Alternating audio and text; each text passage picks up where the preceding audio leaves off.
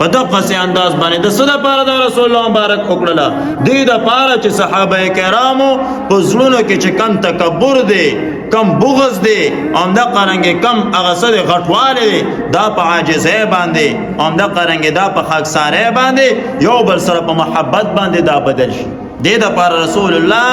صلی الله علیه وسلم وکړه او جو اوچتواله به حاصله ده ان اکرمکم عند الله اتقاکم د ټول نه زیات متقی انسان به هغه اوچت سړیو دا نه چې پلنکی سره مال ډیر دی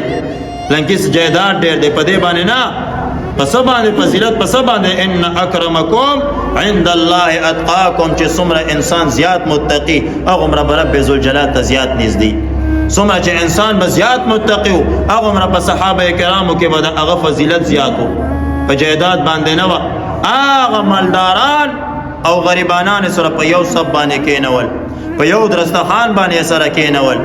هغه د مالدارۍ او د قرنګ د جاهلیت چې کم هغه اثراتو ټول ورنه رسول الله صلی الله علیه وسلم په داسې انداز باندې ویستل چې د هغې مثال قربان شمه څوک نشي پیش کولی نو انصار او مهاجرین او انصار تر دې پورې خیال وساته چې یو سړی په دوه ښځې رابغې او د مهاجر رور ته به یې ووایي چې وروره د داسې کار دی چې ما او ستا په منځ کې ورولي شوې ده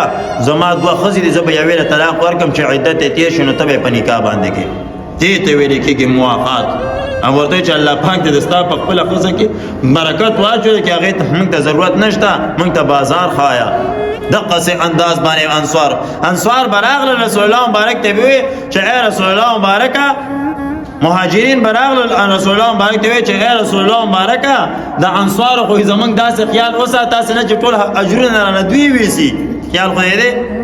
منګ زمنګ دونه خیال چانه دې ساتره هر ځای ته چې منګ تریو منګ له دوی ډیر زیات سره کا هغه فضیلت را کوم دا قرانګه منګ له ډیر لوی مینه را کړله او منګ په خپل مالونو کې ځان سره په جیدادونو کې ځان سره شریک کړلو اسنه چې ټول اجر او ثواب نه دوی ویسي رسول الله مبارک ورته چې نه چې کله تاسو دوی د لپاره دعا غواړئ چې تاسو دوی ته دعا کوئ قربان شمه تاسو نه اجرونه نه کټ کیږي دعا کول قربان شمده عظیم شي رسول الله مبارک ورته چې تاسو ورته دعا کوئ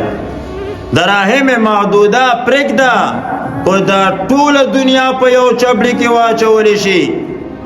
او دعای مخلصانه چې په خالص زړګي سره دعا وکړي شي دا په بل چبړي کې واچولی شي دام د هغې قیمت نشي کېدلی خالص دعا مخلصانه دعا بلالچ دعا دا ډیر عظیم شی دی دا زه د ځان نه وایم زه د حدیث مبارکو نه وایم بیبي عایشه رضی الله عنها چې څوک راغله او سوال به کوو نو دې نه به سوال وکړو خلک ملنګ راشي که نه ور وډبوي چې خدای پاک هم وبخه خیر راوړی خدای پاک هم وبخه خیر راوړی الله دې ډېر تیر در کې خیر راوړی داسې دعا کوي که نه بیبي عایشه به چې ورغلله نو اول به چې هغه کومه دعا کړې وه ده به چې الله پاک دې تا وبخي امواله الله پاک دې تعالی ډېر تیر در کې واخله نو چا ورته ووي چې ته خو خیر هم ورکې او دعا هم ورته کې دا ولې